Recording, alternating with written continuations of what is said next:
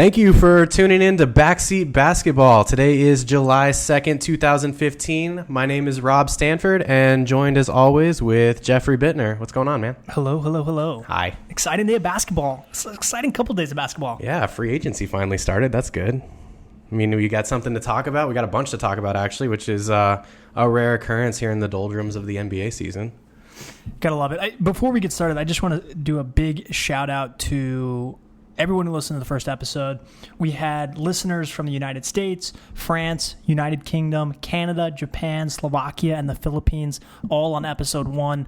A personal shout out to Cheeseman and Gabriel for hitting me up on Twitter and saying they liked episode number 1. So thanks, guys. We appreciate the listens. Thanks so much, guys. Really awesome. Keep it coming. We'll be sure to shout you out as long as you keep listening. We're going to keep doing this. So I say we get right into it. We've got a bunch of updates to go into.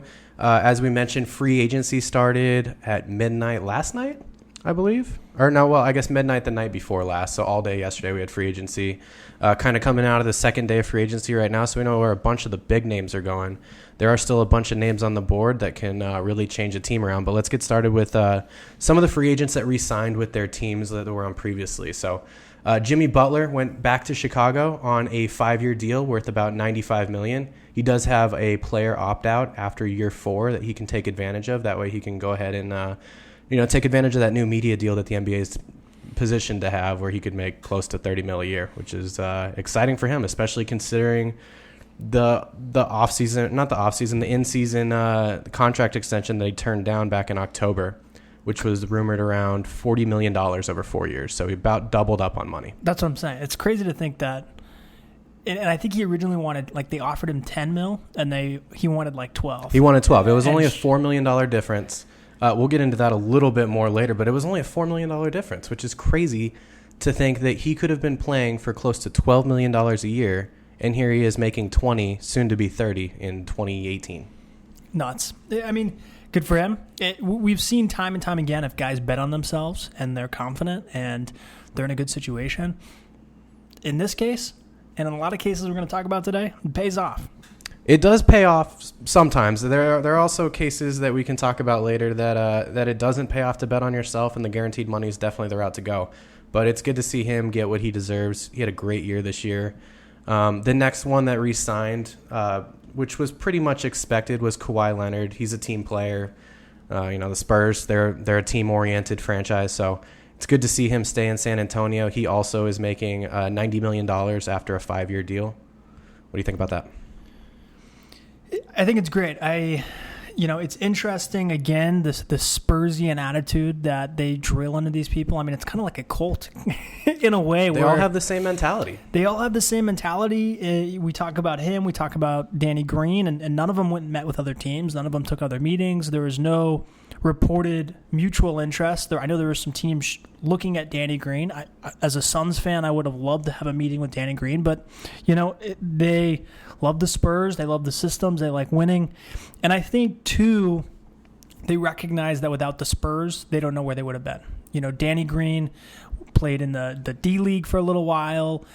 He was a fringe player, and he came into the Spurs system. And I think this is kind of like a thank you, but at the same time, it might set a little bit of a bad precedent where players have to take cuts, and I don't know if that's necessarily right. But it depends on how much winning is worth for them, and I think he saw the winning franchise. He wants to play with Popovich. Duncan mentioned that he's coming back for another year, so they have their core. Spurs are definitely a good team for him to stay at, but yeah, the Suns, a little disappointing he didn't go there, a little disappointing for Knicks fans, also disappointing for Lakers and Pistons fans as well. Those are the teams that were looking at him, but it's going to be interesting to see what happens with those teams, especially since they weren't able to get these mid-range wing players that they were going for. Couldn't agree more. Let's jump over to Brook Lopez and Thad Young. Some of the Brooklyn boys, they got extended as well. Thad Young finally got his money, 4-year, $50 million. He also has that player opt-out that Jimmy Butler was, and that's a big deal for players, like I mentioned earlier, because of the media deal that's coming up. They have an opportunity to re-up their contract, and I think you'll see a lot of players opting out in that fourth and fifth year, basically so they can take advantage of that. It's almost silly not to, right? At a certain point, it's the an option. The opt-out's the way to go. You don't want to basically be taking 1- and 2-year contracts and hoping that you're going to play up to a $30 million if you're already at a max level. And it just depends. I think it depends either way. Yeah, I think the safest route to go is the player option, where you can opt in if you're hurt, if you have a bad season, you can opt in, you get guaranteed money.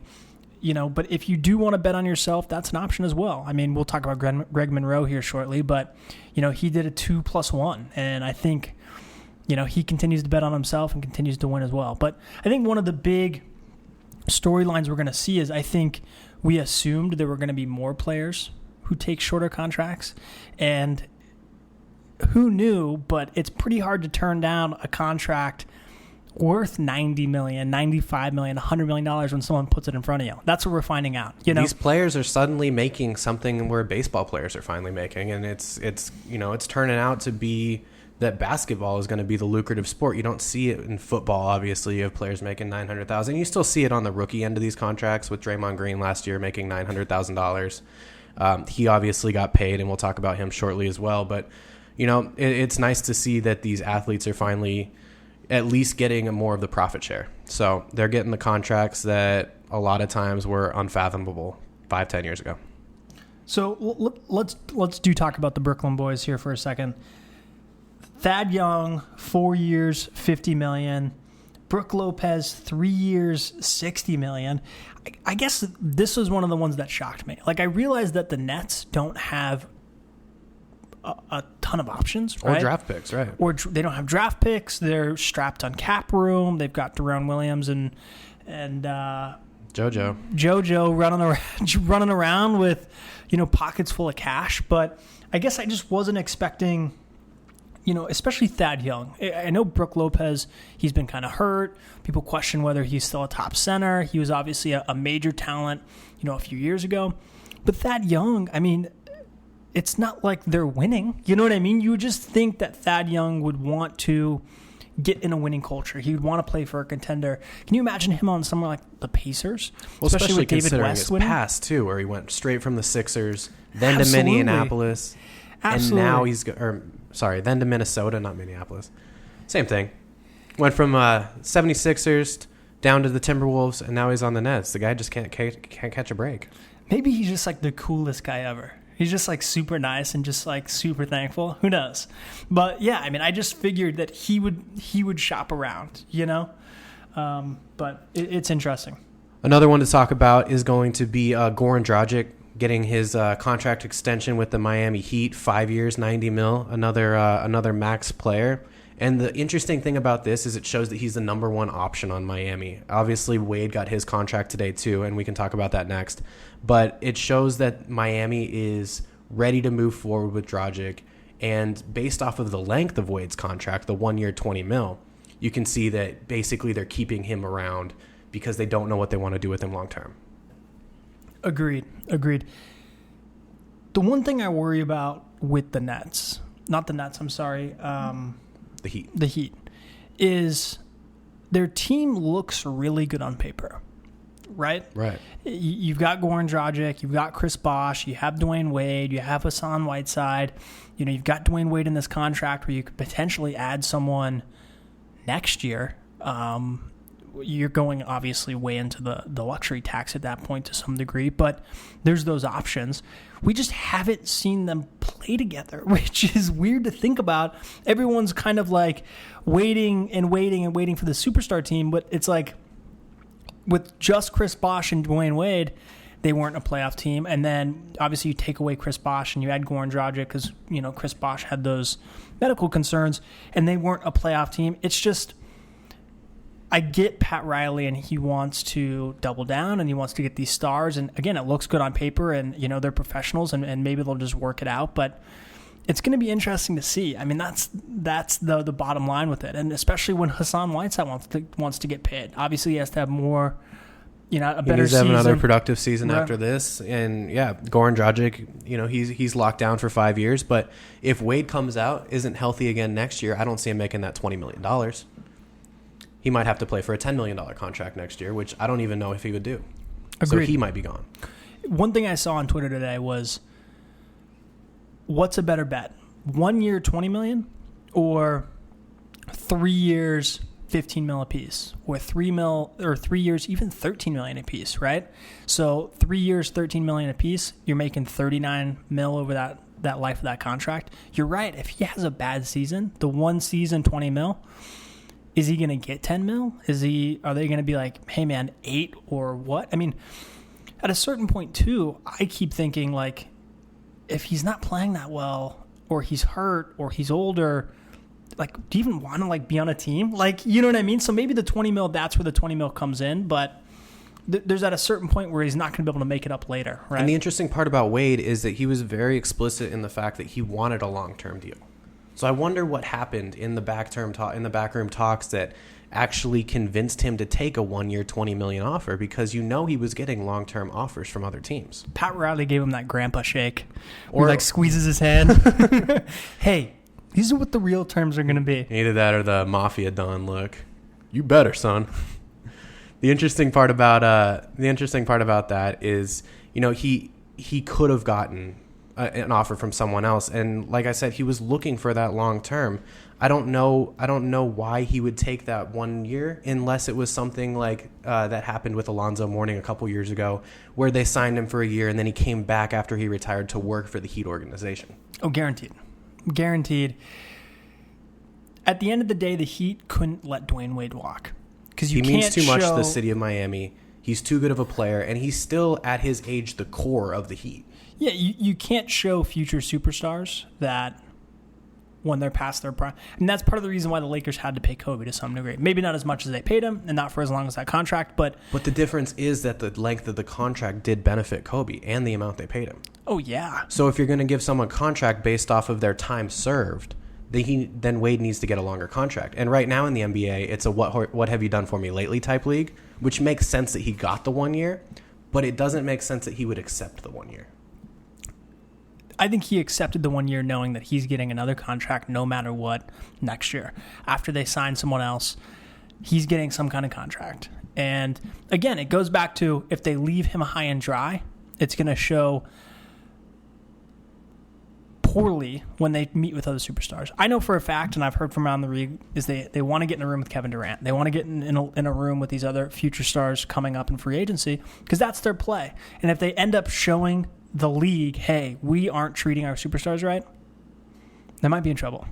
Right. It would have been beneficial, as you're saying, for both the Heat and Dwayne Wade to at least put a 3-year offer on the table, regardless of the amount. True. And maybe they did. And maybe they offered him a 3-year, or they said, hey, you can take 1 year, 20 mil. Maybe it's, hey, you can take 3-year, 13 mil, or you can do a 1 year, 20 mil, and we're going to sign someone next year, and then we're going to bring you on again. We can have this another discussion. And maybe Dwayne Wade, old man Dwayne Wade, bet on himself, It seems to be working for everyone else. Yeah, but someone with chronic knee injuries and everything else in his body literally breaking down around him. How much can you bet on yourself? I heard he's on some new diet or something, so I'm sure it'll work out for him. It doesn't matter if your hand's a 2.7 offsuit. He's cutting carbs, man. He's cutting carbs. That works for everybody. It's like it's the fountain of youth. Let's go on to a team that you absolutely love to talk about. Brandon Knight signing a 5-year contract for $70 million, which as people with short-term memories have already forgotten, that's the exact same contract that they gave last year to Eric Bledsoe. Totally agree. I mean, we're not going to get in too much with the Brandon Knight contract because we're going to end up talking about the Suns later, but I think it's a good contract. I mean, the ironic part is every Suns fan who hated the Bledsoe contract now realizes how reasonable it is when we're seeing these $90 million, $95 million contracts. Really, 5 years, $70 million is it's cheap for this new upcoming contract. So the Bledsoe deal is good. Take this as well. It seems like they like each other, and it seems like at the same time it makes them both expendable. So it's going to be interesting. Ryan McDonough has more chips to trade, and if they can work together, great. And I think if they have to move one of them, they will. And if nothing else, they're interchangeable parts between Brandon Knight and Bledsoe. They can each play one. They can each play two. They're a combo guard to the true definition of the word. One's more cerebral. One's more athletic. It's insane. The only difference is, in my opinion, is that Bledsoe has injury history, which is why that contract was so surprising last year at 5 years, because of the injury history. Now, Brandon Knight comes in. He does have a slight checkered past with injuries, but it's not knees. It's not any of the hard things to overcome. Yeah, in the training staff we trust. That's a motto here at the Suns, as Suns fandom. Bledsoe obviously had one solid, full, good year. running a team, and he didn't have any injuries. I mean, really, I think he might have played 82 games. I'd have to look up the stat, but I'll take it. And then moving on from the Suns a little bit, because as you mentioned, we will circle back to them in a little bit. Going to a team that has already spent $150 million in this offseason that is already less than 48 hours short is the Cleveland Cavaliers, fresh off of an Eastern Conference championship. Most of the things that they've done, pretty much everything they've done, has been re-signing players. Kevin Love gets a max contract, 5-year, $110 million. Iman Shumpert with a 4-year, $40 million contract. And then they have offers on the table for both Tristan Thompson, and then you can expect LeBron James to come in later, which puts an estimated amount somewhere around $300 million in total contracts spent this offseason. What if LeBron James just goes to like the New York Knicks? What if he was just like, hey, I'm trying to get my just boys' a total contract. Screw you to Cleveland. No, he's like, hey, I'm going to make sure my friends get taken care of, and I'm out of here.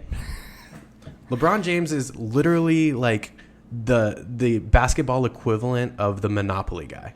Like, he just has his fingers in every single thing. Like, he's undercover Tristan Thompson's agent. Like, I mean, it's not a secret, but the fact that he's actually the one working the contracts has something to be said for it, you know? He's running all these other commercials. He's doing things that don't have anything to do with basketball.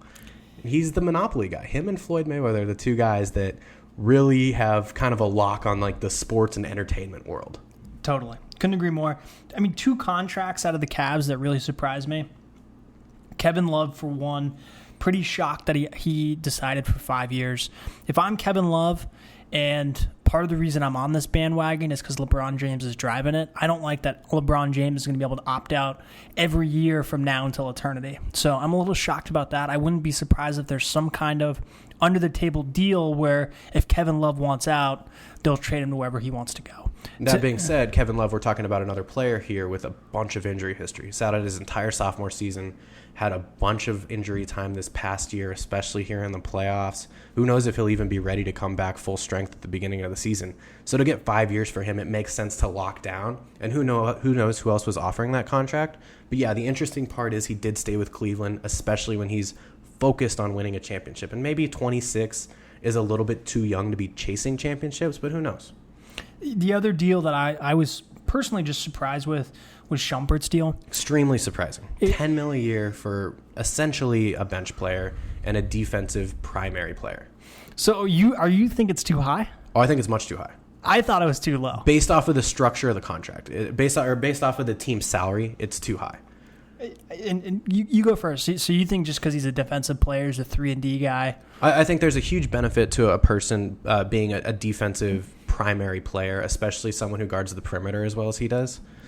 But at the same time, he's the type of player that if you're taking $10 million away from your salary cap, it has to go to someone else. And if you look at who they already have on the team, you can't afford to spend $10 million on what's essentially your sixth man. So my flip side is I think maybe they're right below fair market value. I assumed he was going to get a little bit more fair market. $12 million a year. I guess we're somewhat comparable. Danny Green got that $45 million a year. Ultimately, like you said, and we've discussed this in the past, they've got 2 power forwards in Kevin Love and Tristan Thompson. You've got a point guard. You've got LeBron James. I think you need that perimeter 3-and-D guy. Who's going to guard the best player on the other team besides LeBron James if you don't have Iman Shumpert? And that's where it filled the need for me. That wasn't the big shock. I knew the Cavs were going to sign him. I thought it was going to be a little bit higher just because I figured Shumpert was going to be able to hit the free market and look at some of these other teams that would love a young, really aggressive defensive guy who can hit threes. He's obviously evolving. He was a contributor on a team that made the finals. You know what I mean? And obviously Kyrie and Kevin Love were hurt, so it came down to Tristan Thompson and Iman Shumpert and Deladova carrying that team along with LeBron. I just figured he was going to get a little bit more money. And I think maybe LeBron took a few mafia moves from Pat Riley, and maybe this had all been agreed upon beforehand. Because it's crazy to me that they're this far over the cap. There's this many surprising deals. You know, and they have yet to sign LeBron. It's interesting. And so were you saying earlier that you read something that maybe Kevin Love's going to be traded? There's some trade talk circulating it, and let me speak on your point real quick. I don't think that Iman Shumpert is being overpaid. I think that he could make $12 million a year, and I'd be comfortable giving him that if I'm the owner of a franchise. The problem is when you look at the structure of the Cavaliers, and this sort of heads into the Kevin Love trade talks. You have Anderson Varejao, who just signed a 4-year contract last year, making over $10 million a year. You have Tristan Thompson, who's about to sign a max with the Cavaliers, which will be valued at about $18 to $19 million a year.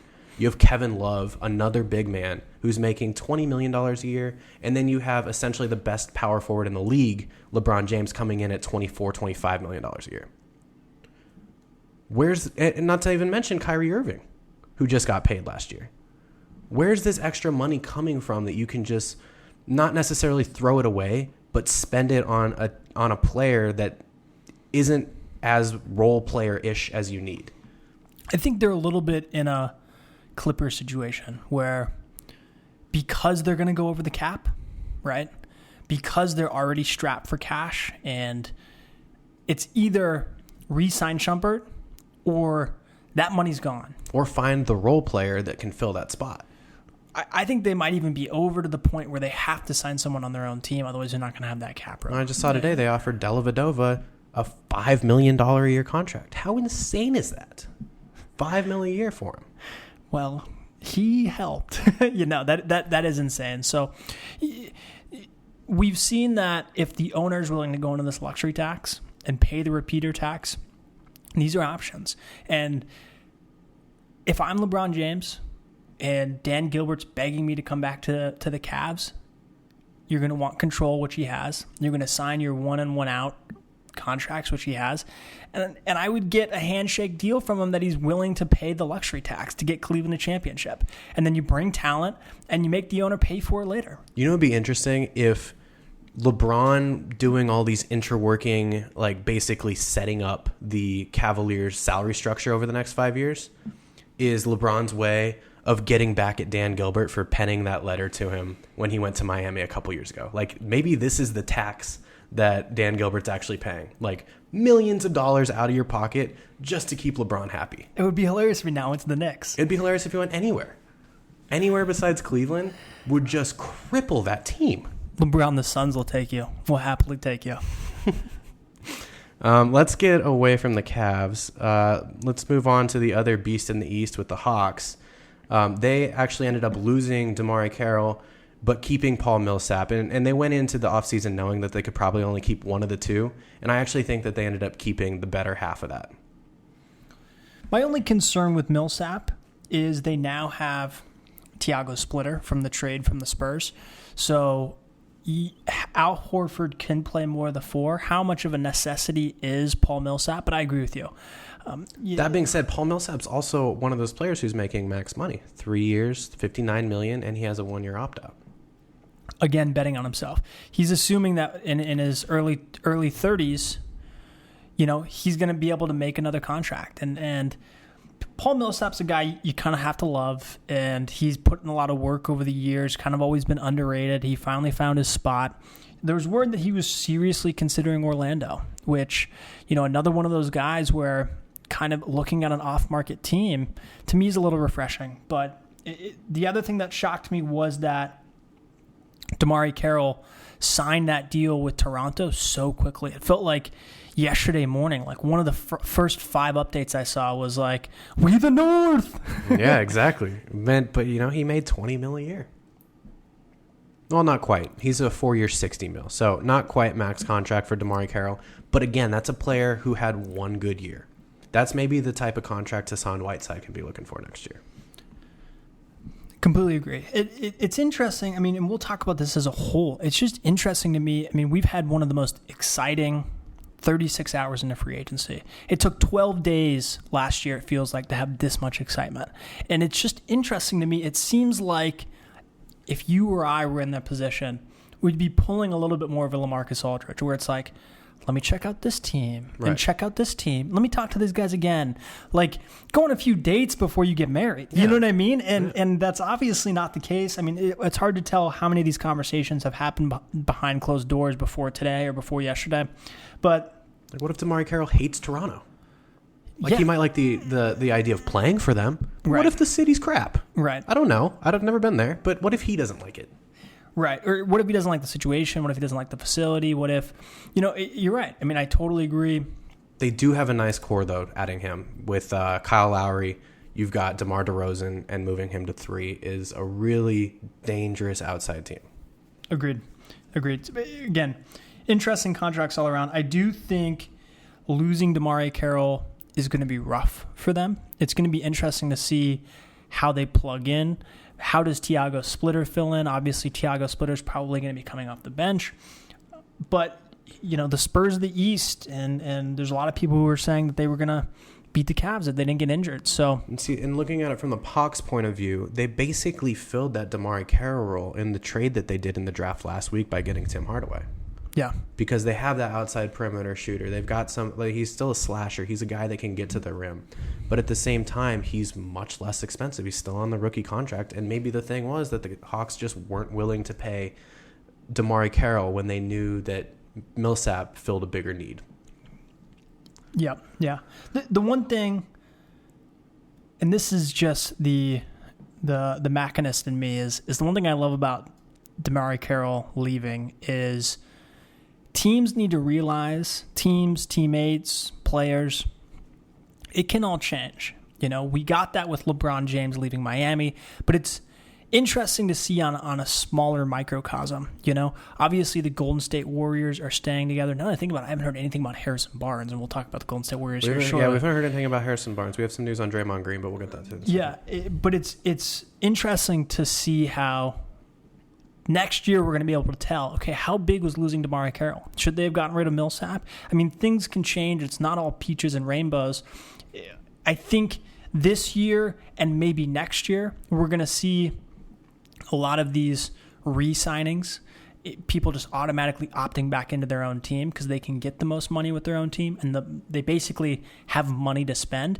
But after the summer of 2017, so after the summer of 2016, there's theoretically not going to be that cap room again. And you're going to see people shuffle teams. And there's going to be, it's not all going to be, hey, let's just stick together and work together. We've got cap space. It's like getting a 30% raise every year. You know what I mean? So it's going to be interesting moving forward. But I like the switch of the team. I think it lights a fire under everyone.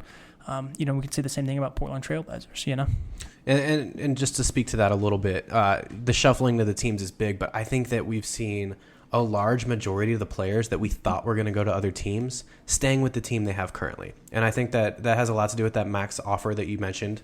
But at the same time, they're not taking that 5 years for the large majority of them. Dragic, Knight, Love, and all them are. They have the 5-year contract, but you see a lot of players getting that 4-year with the opt-out, or Monroe with the 3-year and the opt-out. So it's interesting to see. So one of the teams that made a huge splash so far is the Bucks. One of their biggest signings was actually re-signing their shooting guard of last year, Chris Middleton, and he's making another large contract at 5 years, $70 million. Good for him. They couldn't, in my opinion, Who was he 12 months ago? I'm a fan of basketball. You're a fan of basketball. We follow it. We dive into it. We know the ins and outs of the teams. But, where did he come from? Nobody knows. And, I think that goes back to this concept of, is it nature, is it nurture? We draft these guys, especially we just talked about the draft the last podcast we did, and we go, oh, these guys have so much talent. These guys have so much talent. You and I have talked about it numerous times in the past. Would Kawhi Leonard be Kawhi Leonard if he wasn't with the Spurs? We don't know. If he stayed on the Pacers, was he still the same player? Right, exactly. Who knows where Hassan Whiteside would be if he didn't end up on the Heat and end up in a starting role. So you look at this guy, Chris Middleton, he just happened to get starting time. It was a young team. He was a young guy. He kind of fit the same age. And he performed. It's hard to say who on what team is just sitting on a bench. I mean, Eric Bledsoe at one point in time was sitting on the bench for the Clippers. And, there's a million of these examples, and we just don't know. But I think this is a fairy tale story where someone came off the bench, performed. It's not going to end badly like the Jeremy Linsanity fans out there. I think it's positive. But it also says that these are the best athletes in this sport in the world right now. So we can't really be shocked anymore when we see people come off the bench because they obviously got drafted for a reason. And it's good to see one pay out for someone as opposed to, fizzling out like we see so many people do. How much of that Chris Middleton contract do you accredit to Jason Kidd? Coaching him up, teaching him the rules of the game. You know, Jason Kidd was that point guard without a position. He basically was the entire, Golden State Warriors when he was in the league. And he's sort of doing that now with Milwaukee. And it's interesting to see that his players are getting paid in undercover. They're a very dangerous team in the East now. With Jabari Parker coming off the injury, they recently signed Greg Monroe, which we'll get into, and re-signing Chris Middleton. All of a sudden, they are a contender for the Eastern Conference Finals. 100%. To be honest with you, I don't attribute that to Jason Kidd. I attribute it more to the situation where we've seen time and time again where if you put a core of guys together and you say, listen, we expect you guys to work hard, we expect you guys to play together, we expect this group's going to grow together, but there's no actual expectations on the season. Go out there, make mistakes, and get better. We've seen cores like this grow, and I wouldn't be surprised if we see something like this from Orlando in a year or two, or some of these other teams, Minnesota, where we're probably going to see people out of Minnesota, above and beyond Karl Anthony Towns and Andrew Wiggins, who are going to step up just because they're young. No one expects anything from them. They're allowed to make mistakes. I think this shows you that team matters where you end up.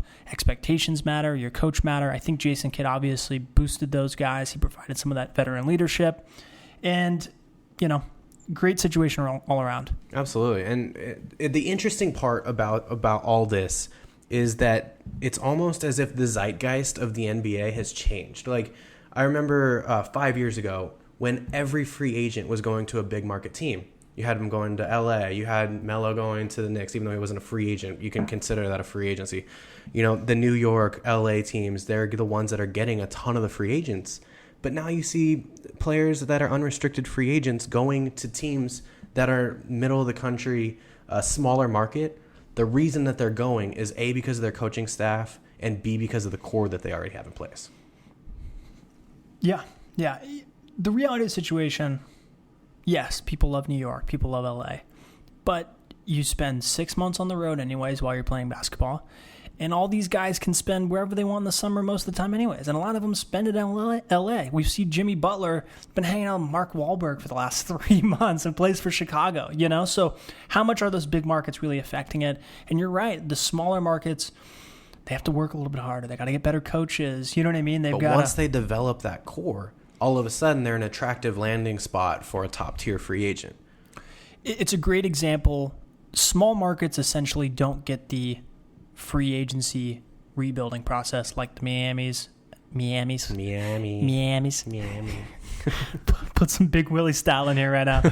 like the Miamis, the Lakers, and the Knicks. Now, granted, the Lakers and the Knicks have been striking out as of late, but they have to build from the draft, and good for them. The Golden State Warriors. I mean, people forget about them, but they were a bad team for a really long time. They drafted Steph Curry. They drafted Klay Thompson. They won some games. They drafted Draymond Green and Exelia, and then they signed Andre Iguodala for some veteran leadership, and the pieces started to come together, but they built from the draft. Right. So let's move into them real quick. Let's talk about Draymond Green getting his extension, 5 years, $85 million. The interesting part about Draymond is that he initially accepted a deal from the Warriors directly after the championship. But then sometime yesterday, apparently the report came out that they were further apart than expected, and he was going to start shopping around. As soon as that report came out, Warriors redacted their offer, came back with $85 million, and next thing you know, he's going to be a dub for the next 5 years. Congrats.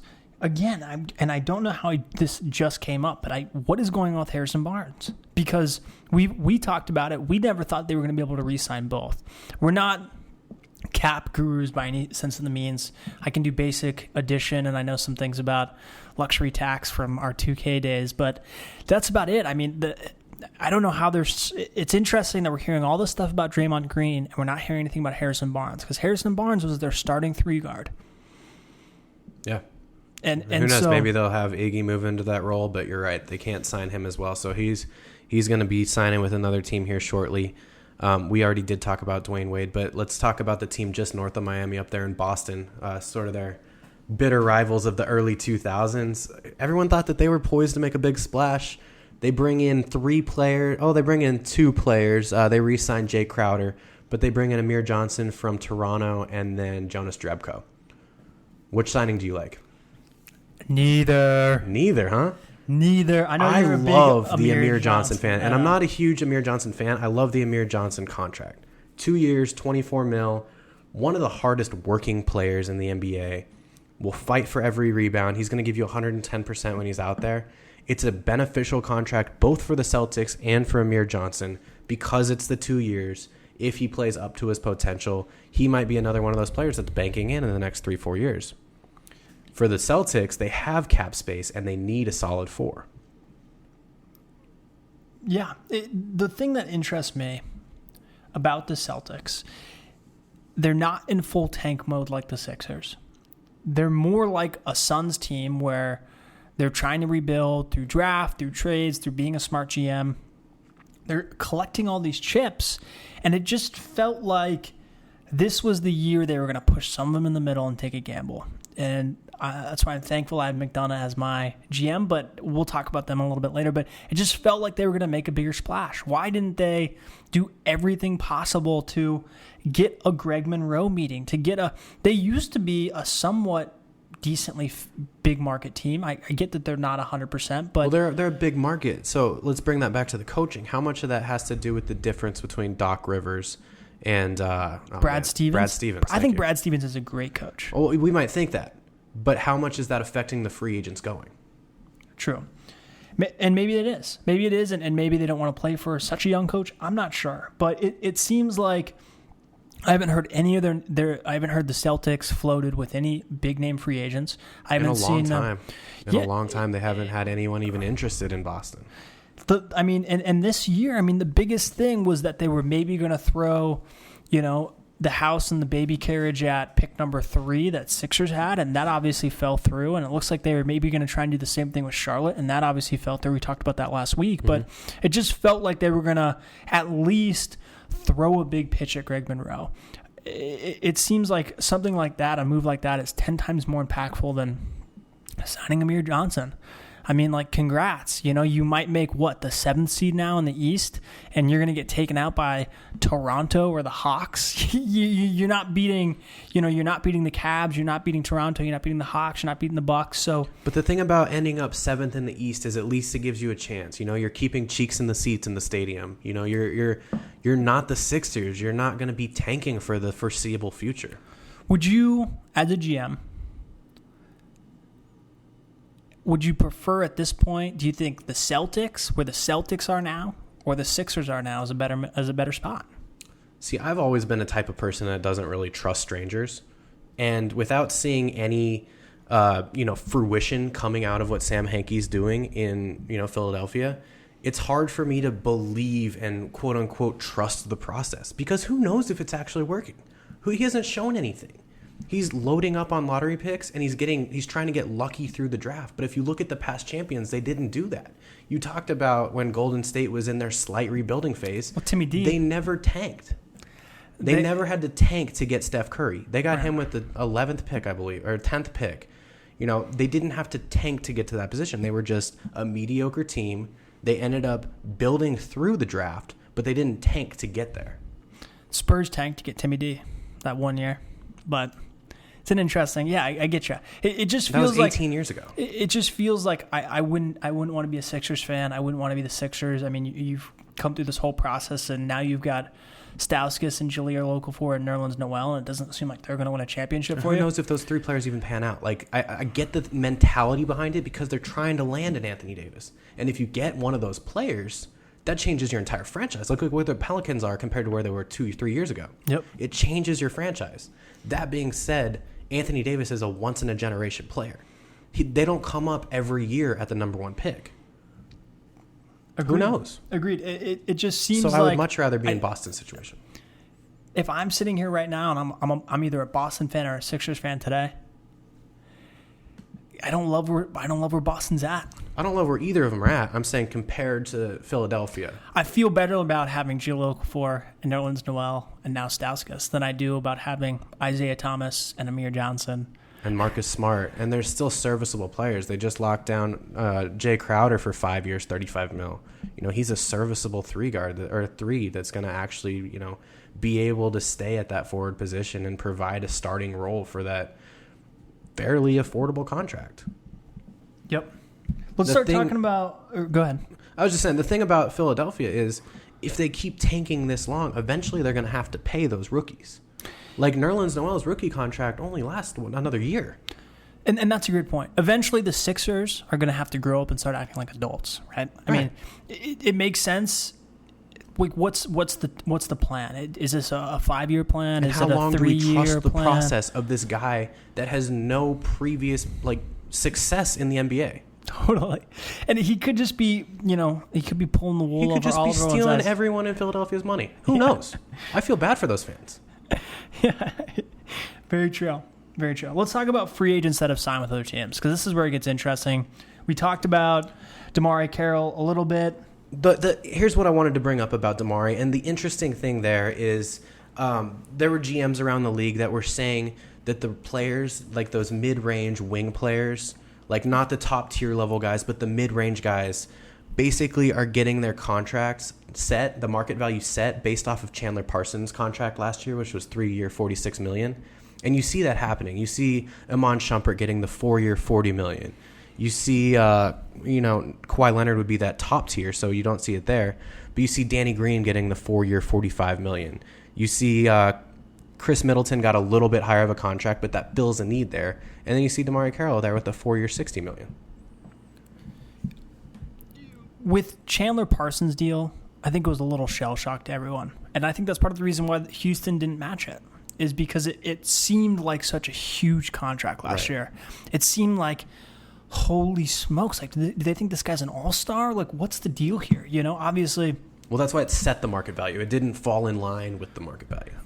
I think we're finding out this year that they were ahead of the time and fell in line with the market value. I think Mark Cubaned all of us. He Cubaned our asses because he was smart about it. I think they did their math and they did their projections and they said, hey, this isn't going to be a bad contract. Let's offer it to Chandler Parsons and figure out what they're going to do. Are they going to match it or not? And just Shark Tank the shit out of all of us. Seriously.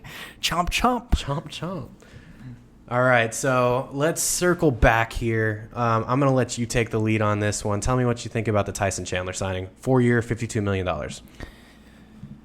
At first, I was a little hesitant, right? Tyson Chandler's 32. It's a 4-year contract. It's going to take him till he's 36. The one upside, as always, as Suns fans, we've got an amazing training staff. We brought Grant Hill back. We brought Shaquille. Age means very little in Phoenix. Right. We brought Shaquille O'Neal back to somewhat of a prime. Jermaine O'Neal. I mean, the list goes on and on. Even Bledsoe, someone like Bledsoe, who's injury prone, and he spent some time with the Suns, and he had his first full year injury free. So even Amari Stoudemire, he had injuries while he was on the Suns, but he was always able to bounce back. You see him go to the Knicks, all of a sudden he's out of commission.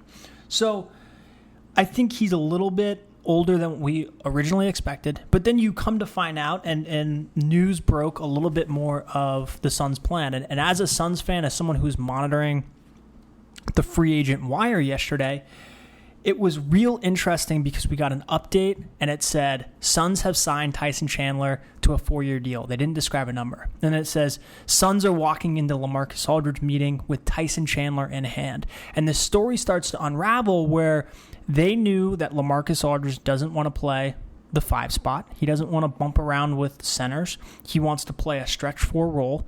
It also came out that Lamarcus Aldrige has specifically said that he wants to play next to a center who can also pick and roll to the basket. So the picture starts to become a little bit clearer as to why the Suns took a gamble and rolled with Tyson Chandler. I'm okay even if we don't get Lamarcus Aldrige. But see, that for me, that's wherein the problem lies. Because at that point, you have $52 million off the books for the next 4 years. And all of a sudden now, the Suns, who are one of the most cap-friendly teams in the league, all of a sudden become strapped. Agreed. I think Tyson Chandler was everyone's backup center option. We hear Mavs obviously had him and liked him. The New York Knicks wish they never traded him. We see some of these the Clippers we're looking at Tyson Chandler as a backup if DeAndre left. Yeah, DJ. So we know he's wanted. His specific skill set is desirable. So I think if they had to, that they would trade it. I wouldn't be surprised if part of the pitch was, listen, come on board. We're going to try and get Lamarcus Aldrige. We have a great training staff. If you want to leave, we feel like we can move you to another team that you want to move to. So it remains to be seen. I think I'm a big Alex Len fan. You know that. And to speak to that, Alex Len a little bit, as you mentioned earlier, one of the best ways to grow and, provide the potential that these players are offering is by giving them minutes. So how much of the minutes does Tyson Chandler cut into? I think significant. I think Alex Len is now going to be... He's the next on the trade block. I don't think he's next on the trade block. I think he's the next... He's going to play 20 minutes a game. And if Tyson Chandler gets hurt, that's the thing that no one's talking about is last year, I think he only played like 60 games. So you're hoping, knock on wood, that the Suns training staff keeps him in for 82. But he's probably going to start a dozen or so games. He's probably going to get 20 minutes a game. What you look for and what the Suns lacked was veteran leadership, discipline in the locker room. They're obviously one of the youngest teams. They traded away a lot of their pieces to make room for Lamarcus Aldridge, and then they brought in Tyson Chandler to fill a little bit of that veteran role. And that is one thing he does do very well. He's through and through a veteran player. Ultimately, again, where I'm okay with this, it's a gamble to get in the race for a bigger gamble of Lamarcus Aldridge. I would rather my GM do that than not make any big splashes like the Celtics. What we've come to find out is when you're talking about a superstar, when you're talking about Lamarcus Aldridge, a top 10 player, markets like the Suns don't get talked about. They're not in play as often as people would like to think. We look at the Lakers and we look at the Miami Heat and they look at the Knicks. And so if we have to accumulate our chips, I'm okay if we have to throw them in the middle and sail in every once in a while. Mm-hmm. Absolutely. So I'm going to go through the next three here fairly quickly. We're going to go, and if you want to stop and talk about any of them, just let me know. But we're going to take the player that basically Tyson Chandler replaced in Brandon Wright. He goes to the Grizzlies, 3 years, $18 million. After that, we have Paul Pierce headed down to L.A., rejoin Doc Rivers. He's on a 3-year contract, $10.5 million. And then Ed Davis got signed by the Trailblazers, 3-year, $20 million. I think Brandon Wright, again, a little bit of a shock to me. I knew after they signed Tyson Chandler, the Suns weren't going to keep him, but I knew the Mavericks. Obviously, he was originally with the Mavericks before they traded for Rondo. Right, they loved Brandon Wright. I'm surprised he didn't go there. I'm shocked he came in at 3 years, $18 million. That, in my opinion, is the steal of the draft. So exactly, and the way that I see it is Brandon Wright is an extremely comparable player to Tyson Chandler. Whether you're talking about body, rim protection, durability, a little bit less. A little skinnier. A little bit, yeah, not as big as a body, but as far as, the structure of what he brings to a team, they're extremely comparable. So what's the difference between a 4-year, $52 million contract for Chandler and a 3-year, $18 million contract for Wright? The only answer to that is, who does Lamarcus Aldridge prefer? It's Lamarcus Aldridge. Right. It's the bargaining chip. Yeah.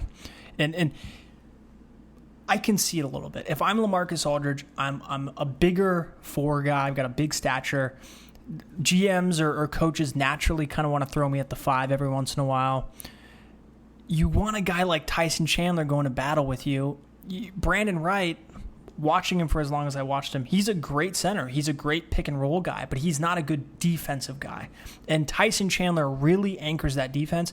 That's the one thing for the Suns is now they've got Alex Len on defense, who's becoming an up-and-comer with the defense and the blocks.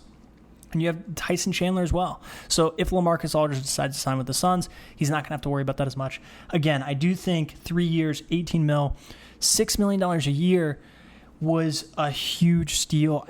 It seems like a lot of teams, this would have been a good pickup for anyone looking for a backup big guy. And the Blazers are probably going to lose Robin Lopez. I know they have Leonard in there, but it seems they still have Chris Kaman on the books too. Chris Kaman, or would you rather have Chris Kaman or Brandon Redd? I'd rather not spend $6 million on a backup per year. Fair enough. So that's all I got to say about that. Paul Pierce, I like him back on the Clippers. If DeAndre re-signs there, and I just got word via Twitter, I've been watching the Twitter feed that while we're recording this, it's about 10:30 Eastern time and 7:30 Pacific Standard Time on Thursday night that DeAndre did sit down with Doc Rivers and the Clippers, so they're beginning their talks. It's going to be real interesting. How much better of a starting five is Chris Paul, Paul Pierce, Blake Griffin, DeAndre Jordan, and Lance Stevenson than what they had last year? See, the only part you're forgetting is that Austin Rivers is going to be a starter. That will be the greatest thing ever. That would be the great if he still somehow earns 30 minutes a game. Well, not only that, shocking. But he'll be getting a contract extension next year of a max offer. Doc Rivers comes out and admits that he's not only Austin Rivers' manager, but his agent, he's going to be signing him his to coach, his GM. He just basically is living vicariously through his son. They've double extended Austin Rivers. He's going to be a Clipper for the next 10 years. And then he's set to take over Doc's job when he retires. Assistant coach. I like Paul Pierce. I'm a big fan. I believe in the truth. It's going to be interesting. So the Wizards obviously lost Paul Pierce, and they gained Jared Dudley. I don't know if you saw that, but they made a trade and picked up Jared Dudley. I like that pickup. It's a solid replacement level person for Paul Pierce. You just don't get the on the court leadership from Dudley that you get from Pierce. Yeah. What's ironic about it all? The Clippers had Jared Dudley, right? And they had to give up picks to get rid of him, and then he obviously went to Milwaukee, and now he ends up with the Wizards, and it's this funny little... I think we might be finding out that Doc Rivers is a better coach than a GM. Who knew? But I do like the Paul Pierce signing. I mean, it's great to see Doc and Pierce back together, just for nostalgia reasons. The Ed Davis signing by the Blazers, not too much to talk about there, because I think that he's going to be the starting four to start the season if Aldridge leaves. And then probably about halfway through the year, you're going to see Noah Vonleh take over that job, depending on how well he develops. As a Blazers fan, we've talked about the Suns enough. Predictions, are you happy with what they've done? Obviously, it's tough losing Lamarcus Aldrige. It's hard. It's tough losing Wes Matthews. Yeah, so that's the point. Yeah, it's hard to lose Lamarcus Aldrige, obviously. That's a crippling blow for anybody. If you look at, this list of, numerous players we've gone through, he's the belle of the ball. He's the number one free agent this year. Bell. And it's really hard to lose your best player. I mean, as far as the Blazers as a team are concerned, I like where they're at. They just re-signed Damian Lillard today for a 5-year max contract, which is going to be comparable to Anthony Davis's. You also have Wes Matthews isn't for sure gone, but you hear that the Kings are going to be throwing a bunch at him. Just got an update on that. They offered him $16 million a year for 4 years. Okay, so that's actually a higher offer than we heard earlier. So there's a good chance that Matthews will be playing in Sacramento. That being said, clearing Matthews' contract and making room for someone like CJ McCollum isn't necessarily a bad thing. Like you said, we have to give these players, young players, more minutes. And the only way to see if CJ McCollum will ever turn into what he was projected to originally be is by getting his ass on the court. Yes. And we know when you're rebuilding, you're starting over a little bit, not saying that Portland's completely rebuilding, you either have to be really bad and have draft picks, or you have to fight for a spot. If you have young players already, you're in a good spot because you get to give them minutes and you get to see what they can do. Mm-hmm. And so you have to do that. I think Noah Vonleh is an interesting pickup. He was really talked about last year. I think he might have even been projected originally as a top 5 pick. He was projected a top 3 pick last year. He was projected to go after Wiggins and Parker, number 3 overall. So potential, you have to believe something's there.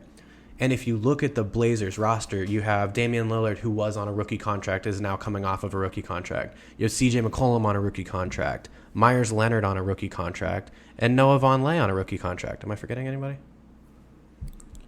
Regardless, those are all 4 first-round picks in the past 5 years. And I think Portland's becoming not necessarily big market, but it's getting up there. I mean, it's obviously a desirable place. A huge part to do with their GM, Nick Olshey. And it they've has been a lot to... sold out for so long. Yeah, exactly. The great fan base up there in Portland. Let's see, where are we? Let's go ahead and move on to Monta Ellis and the Pacers. 4-year, $44 million. What do you think about that? I think it's a great move for Indiana. I think it's hilarious that the Kings made some trades to clear up cap space. They were interested in Monta Ellis. They offered him more money than this, and Monta took less to sign with the Pacers. It shows you, again, why Sacramento's a circus. Yeah. It's hilarious. No smart GM in certain cases drops cap or clears cap to sign someone before they even had a meeting with that individual. It's unless you're extremely confident or stupid. Stupid. I one of the two. It has to be one of the two, though, right? It's stupid. Yeah. It's the one thing that I read was they said it's almost like Sacramento's new GM has never heard of the stretch provision, because ultimately what they had to do is they had to trade, and we'll look up the exact trade here in a second, but they had to trade Jason Thompson and Carl Laundrie, which were big contracts on their books, and they had to give away Nick Stauskas, Casillas. That's his nickname. Did you know that? What? I'm pretty sure it's Castillo sauce. I'm going to call him Stauskas. Yeah, call him Stauskas. They had to give up. That was another lottery player last year too. Stauskas was projected obviously to be one of the purest shooters in that last draft, and they had to give him up to clear cap room. And really, they could have just waived Carl Laundrie and Jason Thompson, used the stretch provision, which basically means that you can spread their contracts over twice their contracts plus 1 year. As long as they're willing to accept that restructuring. Right, which, because they can sign something somewhere else, most of the time no one's going to say no to that, right? Correct. Especially if they're not playing. So it's, again, another circus show. I don't know why they thought they could get Monta Ellis to agree or to think about going there. But it's, again, I think this is a good move for Monta. It's a good move for the Pacers. It shows you one more time how important having a good presence in the front office and as a coach and as an organization, what that means as a player. Because now you have, if they get rid of Roy Hibbert, which they're talking about doing, they're talking about doing a sign and trade with Roy Hibbert and Monta Ellis if the Mavs can't get DeAndre Jordan. Right. So they're going to have Monta Ellis. They're going to have Paul George. They're not going to have DeAndre or David West anymore, but Roy Hibbert or David West. They're not going to have either one of those guys, but you have now a young core that's got a lot of promise. I mean, it's another desirable place, Right. And I think the more interesting part about the trade was, and we'll delve into this trade a little more, but the more interesting part about this trade is that we see George Karl coming in as this coach who doesn't like players that are about themselves, right? And he comes into a situation where he has DeMarcus Cousins, and he's going after someone who's so outspoken like Monta Ellis. And now that Monta Ellis is off the table, you know who they're going after now is Rajon Rondo. Like, those people better have health insurance because someone's getting punched in the face. Yeah. So the Kings now have $20 million. They're obviously making a play for Wes Matthews. We talked about that. So that's an interesting core. I mean, if you have Rajon Rondo and Wes Matthews and Rudy Gay and DeMarcus Cousins and Willie Cauley-Stein. Yeah, we'll see on that one. I mean, that's an interesting, again, good on paper team. But do you really want to go to Sacramento? I wouldn't. I mean, Sacramento's nice, but, I mean, their team seems like a mess. So we're going to have to see who signs here in the next couple of days. We might have to do like maybe an in-betweener podcast update. We'll probably update you guys kind of maybe halfway through the week. We'll see what goes on. We'll see if there's anything to bring up. Right now, basically the main free agents that are still left unsigned, we have Lamarcus Aldrige, DeAndre Jordan, LeBron, and Tristan are both expected to re-sign with the Cavs, but they're still unsigned. And then, as you mentioned, Wes Matthews. So we'll see what happens coming up. Basically, to recap what that trade for the Kings was, it was Nick Stauskas, who was the number 8 overall pick last year, Carl Landry, Jason Thompson. They also gave up a 2018 first round. It is top 10 protected, which, given the Kings, it's probably going to be a top 10 pick. But they also gave the right to swap 2 first-round picks to the Sixers as well. And who knows? If the Kings haven't righted the ship and the Sixers have, Sixers might be looking at a couple more first overall picks too, because all they gave up in this trade was 2 overseas players and a future second round. Again, Sixers fans, trust the process, right, guys? Just trust the process. Sixers fan, hold on. If you're a Sixers fan and you're listening to this, please, I just want your honest opinion on how you feel the Sixers are doing. Hit me up on Twitter at Jeffrey Bittner, JeffreyBuettner, or tag Backseat Basketball. I'm just interested. I want to hear your opinion. Are you pissed? Are you not? Because this seems like one of the wins for the 76ers, where you get Stauskas for essentially free, and you might have swindled a guy who doesn't know how to do his job out of 2 first-rounders. So that being said, though, we're spending a lot of time here on a trade that essentially means nothing, because we're talking about the 2 teams that last week you and I both selected as the most outrageously dumb teams in the NBA. So, like, not to steer away any Sixers fans or any Kings fans, but you can't be happy either, and I don't think I'm surprising anybody by saying that. The big trade that happened today with the Suns, Marcus Morris, Danny Granger, Reggie Bullock go to the Pistons, and all the Suns get in return is a second rounder. The other thing they get is some cap space. They're kind of really going all in here for Lamarcus Aldridge. I love it. And we have to make a move like this to try and attempt to get a guy like Lamarcus Aldridge. Yes, will it be unfortunate if LMA doesn't sign with us? Sure. But, we talked about there's still Harrison Barnes. I mean, having cap space isn't necessarily a bad thing. Right. We can make a trade. We can maybe trade some rookies for a veteran. We talked about David Lee. David Lee would be a severe downgrade from Lamarcus Aldridge. We still have Markieff.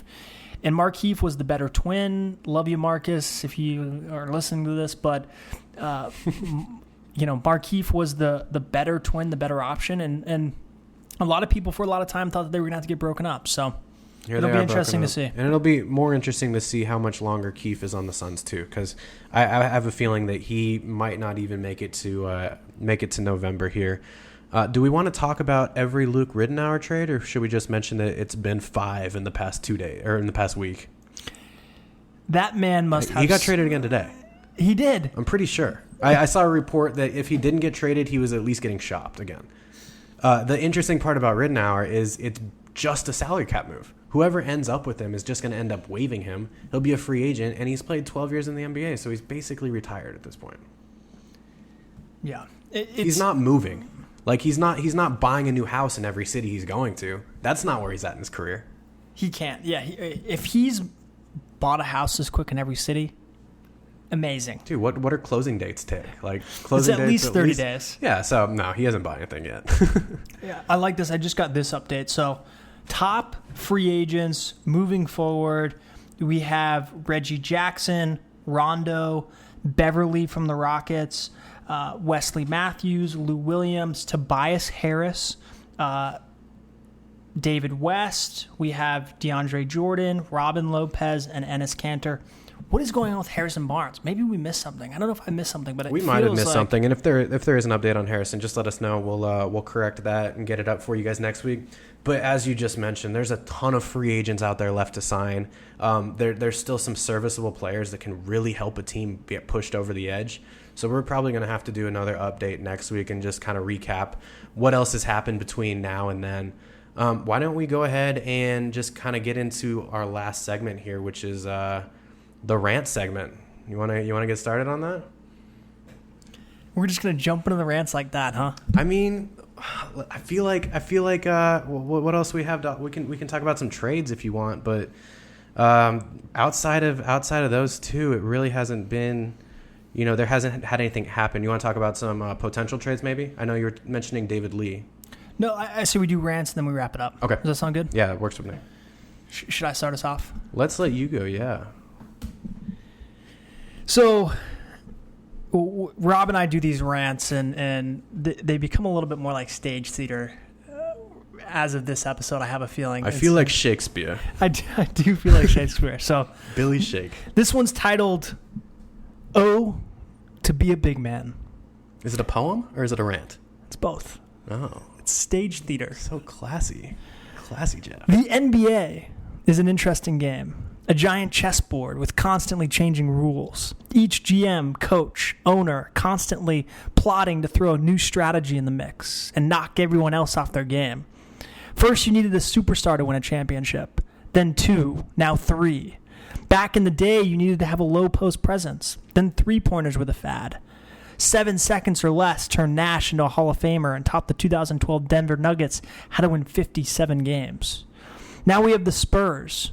We evolved to learn team basketball is the best of yet.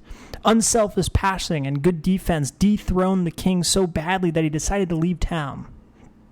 But where were the Spurs this year? Out in round 1? The Spurs of the East looked bad and beaten up. Was that really the plan? Well, the team they were playing against had LeBron. The Cavs didn't have a low-post superstar. They tried to pass. They really did. Ultimately, they resorted to the King taking most of their shots. LeBron had to will them to the finals, and they're lucky that he did. What about this year's champion? They still needed Steph to show up, or they crumbled. Steph had a few amazing games, but if someone down low didn't pick up the slack, the games were tight. Cough, cough. They were praised for positionless basketball. You need lengthy guys who can switch onto almost every position. Quote, 6'6" is the ideal basketball height, they claimed. Is that really the case? What's the true answer? Why do we keep flip-flopping? Maybe it's the coach. Maybe it's all about the in-game substitutions. You can't decide to dive right until you know your opponent is about to throw a punch left. Maybe, just maybe, it's all about the game of chess that is basketball. I do think that the landscape is constantly changing and evolving. I do think it's in-game substitutions. Another part is your opponent. Don't forget that if the teams have opposite strategies, it might just come down to who wants it more. Who throws in the cards first? I think about this kind of stuff. We hear too much rhetoric all the time not to wonder. Then I look at this past offseason, and one thing truly made sense. Oh, to be a big man. What a glorious thing it would be to be a big man in today's society with basketball exploding.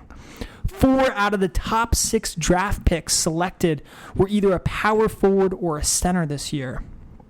But it's a point guard league. Yes, but it's easier to find a 6-something player and teach them how to dribble, pass, or shoot than it is to teach someone how to grow taller. You can't manufacture height or wingspan or jumping ability. Simply put, when you want to put a ball in a hole, it's easier to be closer than far away. Oh, to be a big man. That must be why this year's most coveted free agents were DeAndre Jordan, who couldn't hit a free throw to save his life, Marc Gasol, Lamarcus Aldrige, Tyson Chandler, Brandon Wright, Greg Monroe, Draymond Green. All of them fought after, loved, needed, and swooned. All of them with a plethora of options. And they all had either switched teams with a hefty raise or had an offer to do so. Almost every other point guard, 2-guard, and small forward stayed put. Think about that. Re-signing. Goran Dragic, 3rd-team All-NBA, unrestricted free agent, didn't even get talked about. Oh, to be a big man. End scene. Oh, that's beautiful. Let me wipe this tear from my eye before I get started here. All right. So, as everyone knows, there's catchphrases that constantly get circulated into the vernacular, especially in the NBA. You hear combo guard, triangle offense, cherry picking. But this year there's one that's especially troublesome with the looming cap increase that's coming in the years, and that term is betting on yourself. Jimmy Butler, as mentioned earlier, was offered $40 million to play with the Bulls for 4 more years. At the time, the reason Butler initially declined was a $4 million deficit that his agent and he felt was deserved. So he decided to quote-unquote bet on himself by foregoing the extension and playing out his rookie deal. In this case, it paid off as Butler recently inked a 5-year deal close to $100 million. Would he have gotten that contract if he was hurt or even plateaued on his prior production? Of course not. But luckily for him and his family, he went batty last year, put up numbers that made some Chicago fans believe that he's now the top dog in the Windy City. In regards to his stats, he posted career highs in field goals, three-pointers, free throws, free throw percentage, rebounds, assists, blocks, and points. But is that really a model that the majority of players should be following? In the past week, we've seen players like Greg Monroe, who, as we mentioned, is on a 3-year deal that can be optioned down to 2, as well as most likely LeBron James, take shorter deals to take advantage of the impending cap increase with the new NBA media deal. As soon as Greg Monroe re-aggravates his already tender knee, I bet he'd love to go back and take a 5-year, $90 million contract. Instead, the hope of a 5-year, $140 million contract was enough to sway the big man. Some say you do have to hope for something to make it happen. But in my opinion, hope is the same thing as pouting in advance. Hope is faith's bitchier sister. And the one thing that holds true is that hope is never a sure thing. I just know that had I been presented with the opportunity to take $90 million over 5 years, I don't know if I'd have the mental fortitude to turn that down. I mean, it's $90 million after all. To put that in perspective, Dwayne Wade, one of the best 2 guards in all of modern era, and a 12-year seasoned veteran, has a lifetime salaried earning of $132 million. Does anyone really have the cojones to bet on themselves when the offered contract is already nearly 70% of Wade's lifetime earnings? And maybe I feel this way because I have shit luck, and most of the time, every hand of blackjack I bust. But at the same time, any player at any given time is one knee injury away from scaring a team from never using a max deal on them ever again. The NFL, on the other hand, doesn't have these guaranteed contracts, and waiting for a deal that benefits you in the short term makes sense. But if someone's saying, hey man, here's almost $100 million, and all I'd like for in return is for you to be a part of my roster for the next 5 seasons, you better take that money. Ask Greg Monroe. Ask Brandon Roy. Ask Gilbert Arenas. Yao Ming. Tracy McGrady. Ask Grant Hill. The list goes on and on. The point is that there's a line being drawn in the sand by today's players between confidence in their potential and sheer greed. I'm all for making your paper, but but you have to make sure you're counting your stacks before you can't count your stacks before you actually have them. Either way, here's to hoping that Greg Monroe goes batty like Butler did, but time and injuries sure are a son of a bitch. Awesome job. Should we wrap this bad boy up? Yeah, we're already running a little long on time, so thank you so much for everyone who ended up sticking it out with us. We're going to be back next week, right? At some point. It might be a little earlier than Thursday, depending on what happens free agency-wise. Yeah, so a couple things I think is important. We just got approved on iTunes, so hit us up on iTunes. Pull it up on your iPad, your iPhone, pull up on the podcast app. If you go ahead and rate us, review us, super important. We're also going to be on YouTube as of early next week. Again, today is July 2nd. As of early next week, we're going to be on YouTube. So these episodes, you're going to have the audio. You're also going to be able to jump through the episode if you just want to listen to the rants or certain sections about your favorite team. My Twitter handle, at Jeffrey Bittner. Bittner spelled Buettner. And I'm at Dr. Hot Robbie, DrHotrobby. Hit us up. Robbie. Yeah, hit us up if you have any questions. If you want to get shouted out on the podcast, let us know. We definitely appreciate our listeners. So let us know what you think. Like Jeff said, go ahead and rate us. We don't really even care if you listen to the podcast. Just rate us, download, whatever it takes. We love you guys. I think that's it. Anything else? Yeah. Retweets of the podcast get shout outs. So at this point in time, until we grow an amass of a following. So again, thank you to Gabriel and Cheesehead. Cheese Man, we appreciate it. And that ain't no holla back, girl.